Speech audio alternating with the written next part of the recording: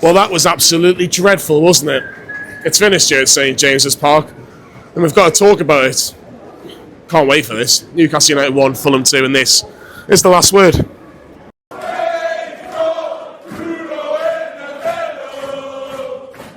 And we are back in the last word. Sam and Charlie is here, and Lee is also coming in to the video after he talks to you about Stocks FC. Yes, unfortunately, Newcastle have been beaten today. They deserve to get nothing. We'll talk about that with Johnny, Sam and myself in a minute. But Stocks FC, now obviously I'm not going to gloat and say I had Raul Jimenez in my portfolio. I did, but he's cheap to invest and he scores goals.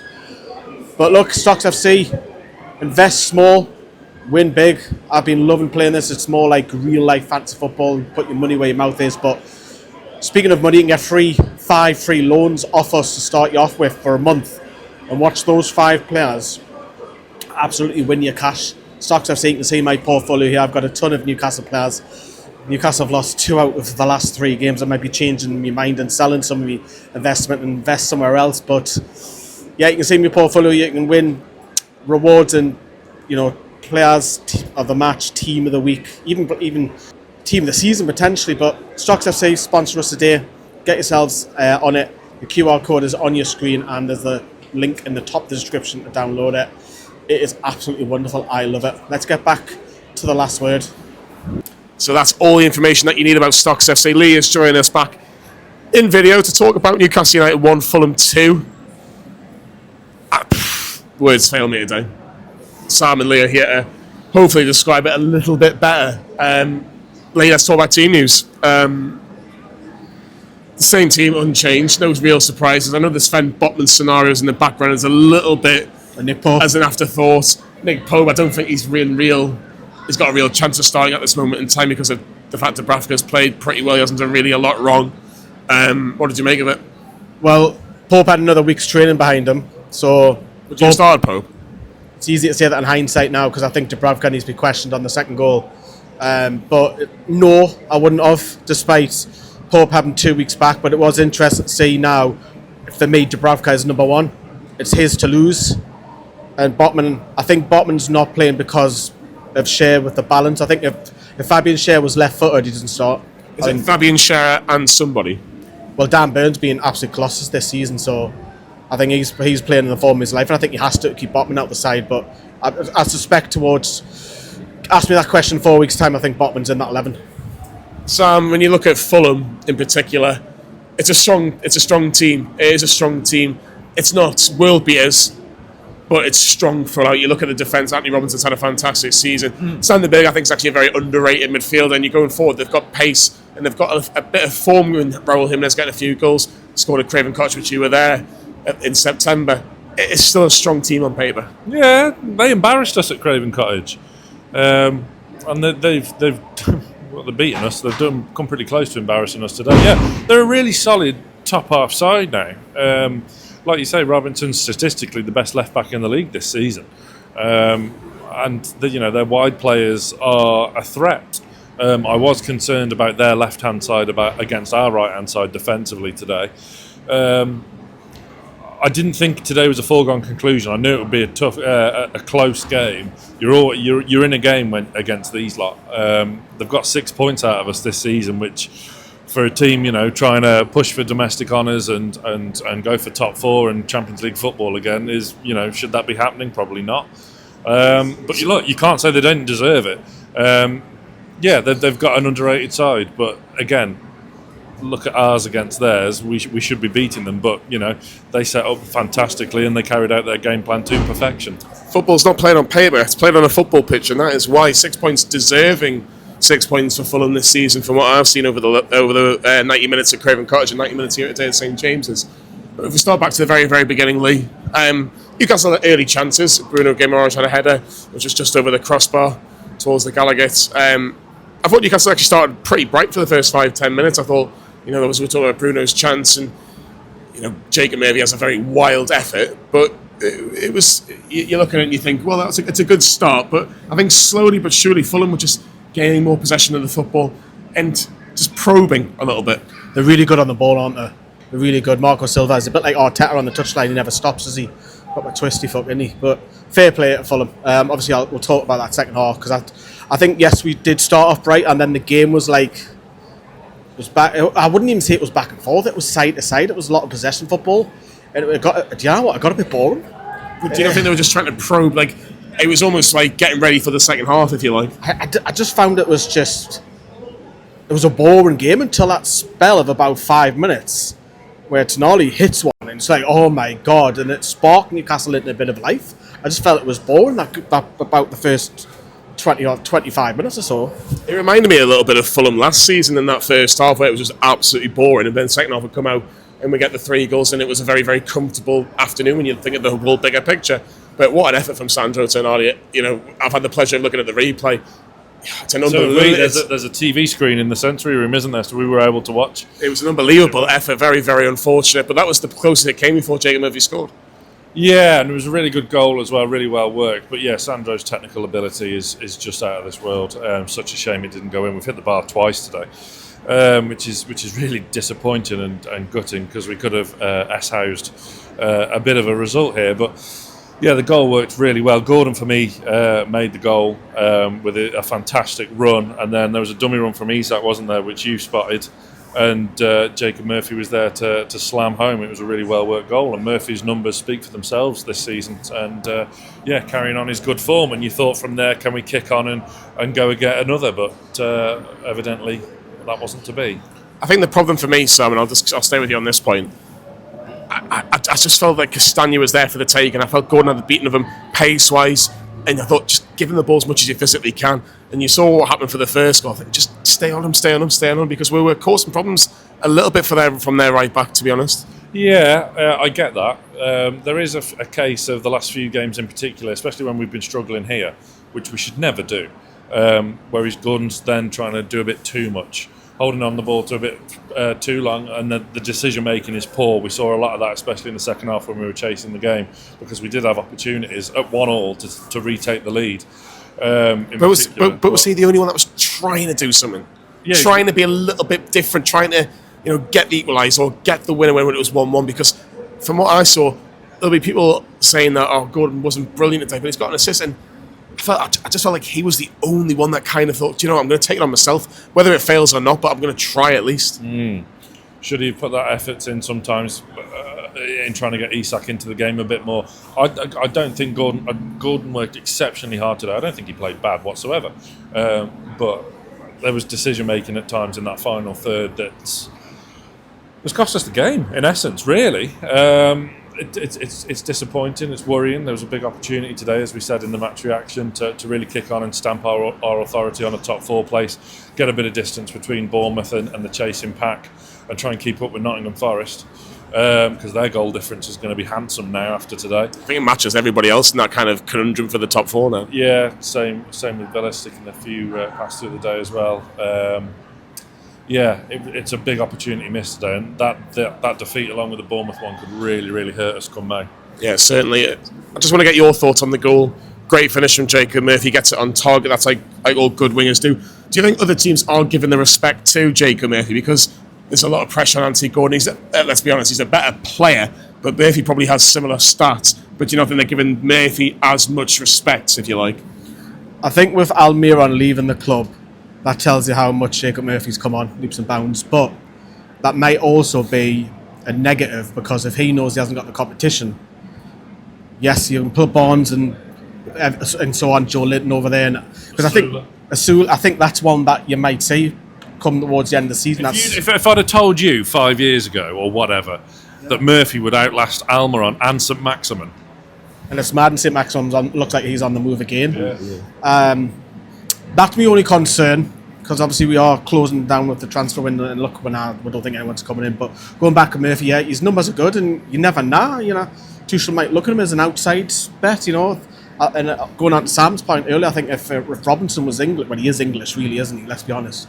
If he was English, he'd be fighting for Lewis Hall for that left back position. But obviously, I know he's declared for America a few years ago. But put to the way, and right, go and kick on. But sadly, we didn't. In that second half, it was all Fulham. Yeah. It was abysmal. It was a terrible, abysmal, disappointing, whatever words you want to use, our borderline disgraceful performance second half. But it As started bad as Brentford, because that Brentford performance in the league was pretty terrible. It's up there. It's up there. Like, let us know down there in this case. Let us know in the comments. Disagree. I think Fulham deserved the win. Oh, they did today. And I think the biggest thing I would say before we go into the second half is that even though first half we were 1-0 up, it was never comfortable. Yeah, it wasn't. You needed that second goal. We did, and we never got it. I thought Joe Linton was very in and out of the game. He was in a battle. And Livramento, by the way. I thought he was poor. I think that the substitutions Harry made were good on paper again, but were they effective? No. I thought the midfield battle was very, very interesting because you look at the midfield that we've got: Bruno, Tonali, Joe Linton. The last two games at home, in particular, teams have found ways past them. Teams have, in particular, they're targeting certain players, particularly Joe Linton and Bruno, where they're just getting a bit more joy. I thought Sander Berg and Luka did a good job on both of them, if I'm being really, really honest. I thought they absolutely handled Isak, Bassi, and... Bassi was brilliant. Bassi was brilliant. He followed them all over, and Isak was getting frustrated. He was going out wide because he wanted the ball. They handled him brilliantly, by the way. But I've just said to Sam in the match reaction, make sure you give that a watch as well. I said, if you stop the service to Isak, we'll talk about his chance later on in a second, but if you stop the service, what does he really give you in terms of that in that side of things? He didn't have much. He had scraps. He did, and that's what I'm saying. You give them the ball, it helps out. If you don't give them the ball, it is a lot more difficult. But in that second half, the early signs were there. Good save from Dubravka from a shot on the edge of the box. I think it was Smith Rowe. Tell me if I'm wrong. And then there was another chance which just went wide from Jimenez. The chances were coming. It was just a case of when and not if. Yeah. Oh, absolutely right. We were hanging on before the goal. There was a couple of refereeing decisions that you weren't happy with, was there? What did you think about the referee today? Because you were very vocal in the sensory room about the referee. What was the referee like, Charlie? In one word, stupid. I thought he was going to say something else there. Oh, that was a nervy moment. I genuinely thought he was going to say something else there. Come out there. Stupid. Yeah, okay, I agree, Charlie. I agree. As was our second half performance. Yeah, the warning signs were there. Yes, there were a couple of questionable decisions from the referee. Stupid decisions. Again, that's not the reason why we lost the game. Yeah, the goal was coming. It was a ming. We've conceded so many minging goals this season, and it's very frustrating for me. You could now say that it's time to reset, put Botman back in, and look, play your strongest team. I think there's actually more of an argument to drop Share than there is to drop Burn. Trippier for me comes in. I wouldn't say no, and I wouldn't say no to Nick Pope coming back in. I've admired the love that Dubravka has received, but at the end of the day, whether you like it or not, I know you're going to ask about distribution and whatever, but Nick Pope is our number one goalkeeper. Why was it too easy for Fulham, though, in that second half? How was it too easy? Because they did the exact same thing to us at Craven Cottage, and we didn't learn our lesson. We were very rigid, and they had a game plan to bypass our midfield. Joe Linton was very hot and cold. They would swoop on by and kind of force us inside, where they have a man covering. So it was Joe Linton was kind of stuck in the middle at times to kind of look at Tonali or look at Share, but the Fulham player was pressing. Can we deal with teams pressing us, considering we have so much joy from pressing teams ourselves? I'm not overly convinced we do. Bournemouth showed that with aplomb, and if ever there was a blueprint for Mikel Arteta to look at for Wednesday, then those two games are it. We're now going into that game after two successive home defeats in the Premier League. That's a concern. It's amazing what 4 weeks can do in a week in terms of football. But Lee, that's all about Fulham's equaliser. Newcastle lost the ball about 2/3 into Fulham's half, and on the counter-attack, Fulham had numbers and ended up being the ball from the right-hand side towards Anthony Robertson on the left, who plays it in the path of Jimenez. And it is a little bit fortunate, but if you don't take the chance, if you don't have a shot on goal, it does take a deflection and it goes in. And it was 1-1, but nothing that Fulham didn't deserve. Newcastle were holding on. It was coming because you had a couple of headers from the corners. You had that. I think it was him who had that deflected shot that just went wide, if I'm not mistaken. Yeah, that's correct. And then he scored again. But you've got to make your own look. Fulham scored whilst we're on top, and we always say when you're on top, you've got to score. And they did. They got the equaliser. And yes, it's a bit fortunate, but you make your own look. They had 3-4 moments of pressure in that 5-minute spell, and they deserved it. They deserved to get the equaliser. And Raul Jimenez is probably very much an underrated striker because he'll score you 10 to 15 goals in a season. And fair play, they deserved it. And then you question it, Newcastle defensively, but is it a poor goal to give away under the circumstances, or is it unlucky? A bit of both. I think Eddie Howe would probably say it's a poor goal because any goal that goes against it's a poor goal. unless it's a 35-yard screamer. They look at it, they analyse it. We've only just come out, as I say, that's the beauty about it. It's raw emotions. We haven't seen it back, well, I haven't. But there's loads of time to go on. I think it was still another hour or something to play. Not another hour, another half an hour, sorry. It's on the hour mark, sorry. Yeah. But we didn't. It was half Fulham. It was... We couldn't get it to our own half, hardly. It was more Fulham inside our half for large periods, which is really concerning. Should we be looking at playing at the counter-attack at home to a Fulham?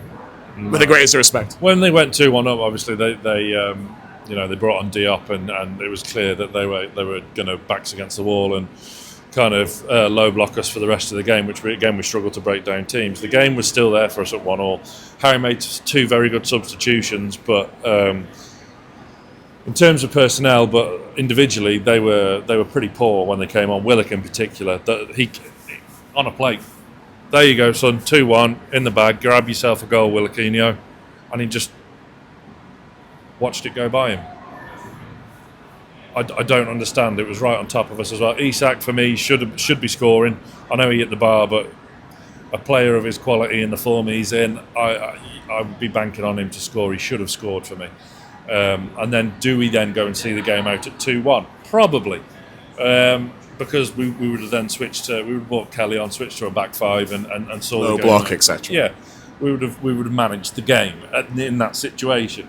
Can we then go and exploit a low block ourselves? No, we still don't have quite the personnel to do that. Very disappointing. Just a bit of a flimsy second 45 from us, which, you go 1-0 up at home, you should not be coming and losing to Fulham. No, I agree with that. Before you got a sore voice? I've got a sore throat a little bit. Before the... I know do you know what it is? When the referee made a decision... just hop to... Yeah, no. Do you know it's when the referee made a decision and he put his shoulder, I was like kind of like that, and I was in so much pain about 5 minutes after.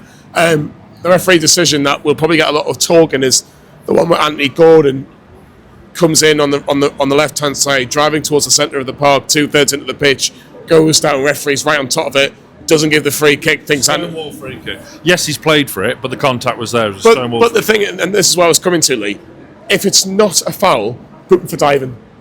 And then Fulham come up the other end and get a free kick from Pereira, which is score for, which we'll talk about in a second. But why is he not putting him for diving if it's not a free kick?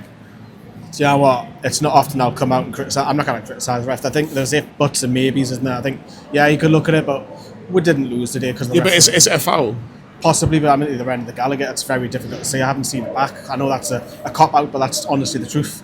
Couldn't see it. I need another replay. I've banged on about this numerous times about having different roll-out TVs so you can see stuff like VAR and stuff, but I'm not going to criticise. I think the ref, there is if, buts and maybes, but we didn't lose that because of the ref. Yes, there's some bits and bobs that you can argue about, but I do want to talk about that. Can I talk about that free kick? Yeah, I was just going to say. What's the wall doing first? Because see if Sam's there. There's a gap there, first of all, with Murphy and Gordon. And there's immediately question marks about the height of the guy who's next to me in the wall. So and I'm thinking to myself, well, wait a minute, there's a gap, and then it's again for me, it's such a soft goal. It's a soft goal, and it's easy to say blame. I am going to blame the keeper. I think the keeper kind of get beat off his near post, and that's. We've heard that before. Muniz scores in the fantasy world. Do you blame the keeper for the actual goal itself, or do you blame the keeper for maybe not lining his wall up correctly? Bit of both, because it's Gordon who's not next to Murphy, or Murphy, or whoever you want to look at it. The goalkeeper is doing this, and there is a gap there. I don't think it goes through the gap, but that's not the whole point. But it's a little flick onto the near post, and I think you've got to question the goalkeeper shouldn't be beaten at his near post. And again, I haven't seen it back. I might change my mind whilst I go home and edit this, but Nick Pope saves that for me. It's an interesting one. Do you think it was a foul before we go on to the free kick itself? On the foul on Gordon? Yeah, 100%. So why is refereeing? Are we talking about a refereeing decision costing Newcastle, or is there more to it that meets the eye? In terms of at least a point. It was a free kick, but he's right on top of it. I know. As were we in the Century Room. We had a wonderful view of it. It is what it is. At the end of the day, there's still plenty of time to reset and defend a free kick properly, which we failed to do. It's two separate incidents for me. I know one led into another, but it's still one that we should be clearing, and it's just such a disappointing mess. Like Lee said, would that have happened if Botman and Pope were on the field? I don't know, but shoulda, woulda, coulda. It's a moot point at the end of the day. Whatever happened, and from then on, it was game over. We were never really going to get back into it. We threatened a little bit, had a couple of chances. Delivery into the box was very, very, very poor. How many saves does Leno make in that second half? No. Proper saves. There's your answer. Proper saves. None. None. He had one header of a corner that anybody can not save. like us. He was beat for Isaac's chance that hit the bar. Other than that, Kelly's when he came on, his crossing into the box was woeful. Gordon's ball wasn't great. There was Murphy's and Ali, everybody, everyone. Yeah. And that's how it wrote it towards the back end of the second half. It was a case of Newcastle very frustrating, very disappointing, and Fulham held on for a 2-1 win. Eddie Howe was probably thinking just need a professional performance going into a massive game on Wednesday. Didn't get that. There's a few questions to be asked, Eddie. Answer those questions. Disappointing result, disappointing performance. I don't think we were near our best levels today. We struggled to really, at any time, gain full control of the game. I think we had moments and flashes of us near our best, but not for any prolonged spell. Don't know, it's probably too early for me to give an honest assessment of that. I think athletically I didn't like the look of us today. Thought we were below where we needed to be. And on the ball we didn't pass with our normal accuracy. I thought we were a little bit loose in possession, created a lot of transitions for them, and unfortunately that cost us. Thanks, Eddie. Lee, just before we kind of look ahead, I just want to quickly go back into today's game. In terms of personnel, we can't argue what Eddie Howe went with. I mean, at the start of the video you mentioned that. But it's become a bigger problem because we've got such a massive game on Wednesday that he's probably... Well, do you think he's got a temptation to overthink going into this massive game? Let me rephrase that then. Is anyone on the bench that you're clamming to start who deserves to put pressure on any of that sort of level? Because it's not, is there? Yes, you've got some big names there like Pope, Botman, Willock, Trippier to some extent. But are any of them... Yes, start it. We're not saying that, are we?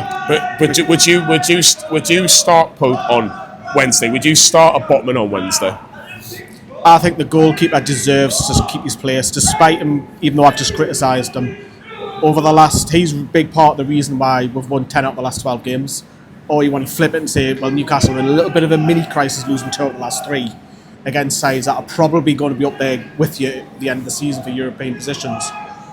I would keep the goalkeeper. I would bring Trippier in. I think Botman, you might see a change there. I wouldn't go crazy and change 4 or 5. We haven't got the squad. We haven't got the squad to change 4 or 5. That'll be Birmingham probably. But Wednesday's a massive game, and I think you'll see Arsenal have a lot of the ball. I think it's going to be a different game. Wednesday is going to be awful. He obviously has not though. It could be absolutely amazing. And I've got a question to ask you about Arsenal in a second, but just quickly, would you start Botman? I wouldn't have Burn and Botman. I think it has to be one of the two. So you're the manager. Who are you starting? Yeah, I would keep the goalkeeper though, Dubravka. But if he costs us another goal, I think Pope's ready to come in. And did you see the interview where he said he's already had that phone call with Tuchel? That was interesting as well. So Tuchel's thinking of him. So you're saying Dubravka, Botman share for Wednesday? And I'll bring Trippier in just for the experience of the night. And then if you need fresh legs, Livramento come on. Because I think Livramento in that final third was poor today. Do you agree, disagree? What would you do? Burn and Botman as it was at the Emirates, and I would bring Pope back in. We don't have the squad to make, and yes, we keep regurgitating the same old guff for the past 18 months about PSR, and that's ultimately what's costing us freshening the squad up, which highlights in particular games like today where we needed some real impetus and some real energy off the bench. Willock's wound me up today as well. Why? So poor. Waste opportunity. Yeah, it's not very often I get really wound up by an individual performance, but I like him. I really like Willock, but he was so poor off the bench today. Should he be offering more? I know not just necessarily this game, but should he be putting a lot of pressure on those three? Should we go and tell Eddie Howe, look, I want to play that. I'm playing that well to kind of justify me starting. No, he's not, because he looked like a player off the bench today that had been out injured for 18 months. He was so rusty. Then you could argue that maybe he should deserve to play more, but it's not. Who though out of those three? Well, exactly. Get a run out for the 23s. Well, Miley got ahead of Longstaff today, which is interesting. Not surprising. It's the last few games that's happened. So Longstaff probably is available in the summer when he'll have a year left on his contract. But yeah, we needed that real freshness and turn of pace and we just don't have anything off the bench, do we? So you say you make wholesale changes. Yes, you do it. You do at Birmingham, but yeah, we're so threadbare in games like today, in games like Bournemouth. It's just highlights it. Threadbare for two. Sit off on the fence and come off the fence. So you go on then. For you, for me, I would start Dubravka. I think Botman has to come in, and I think I like the balance of the right foot for Schär. And I know that sounds so stupid because it's just a foot, but I would go Botman Schär. Burns done nothing wrong.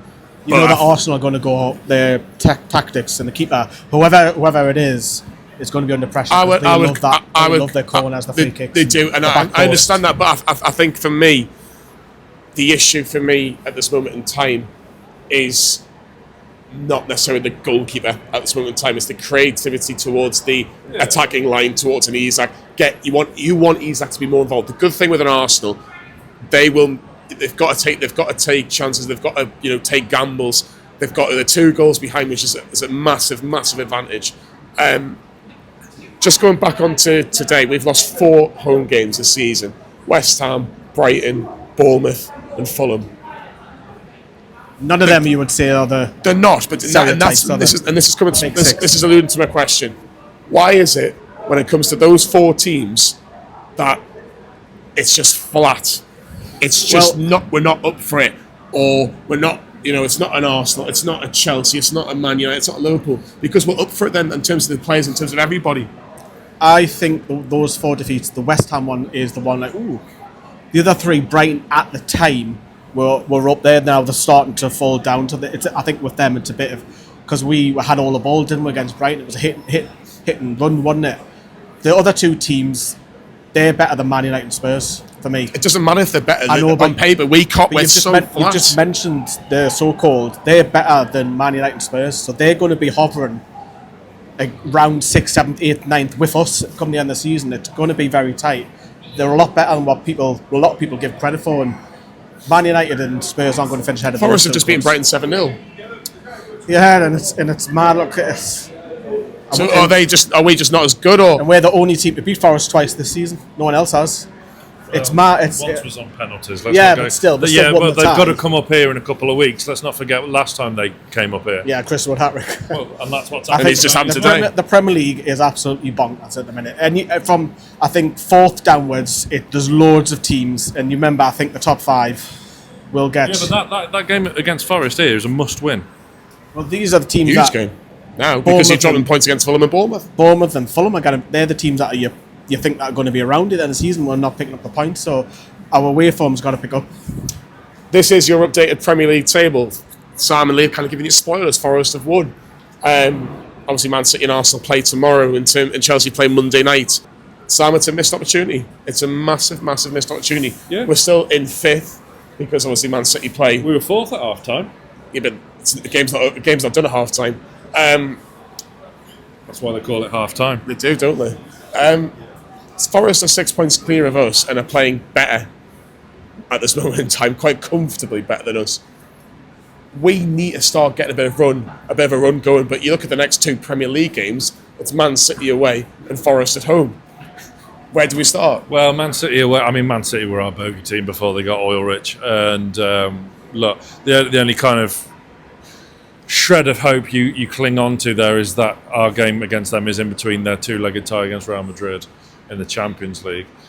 Forest, as we've mentioned, is a massive game here. Nuno has a fantastic record against us here, whether it was Wolves, Spurs, Forest, whoever. Exactly. He's got a tremendous record here against us.